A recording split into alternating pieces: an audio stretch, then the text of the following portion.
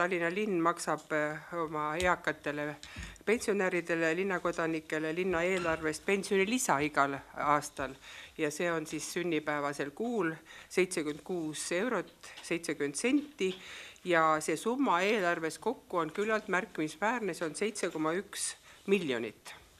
Ja neid pensionilisa saajaid oli 2016. aastal 91 235 ja lisaks saavad veel ka puuetega lapsed pensionilisa ja neid oli kokku 1319.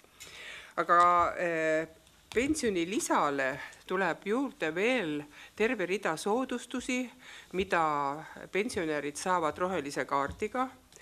Ja meil on koostöö, hanke korras oleme need välja valinud, 7 koostööpartnerit ja 2 nendest kõige suuremat on meie apteegid. Üks on siis Südameapteek ja teine on Euroapteek.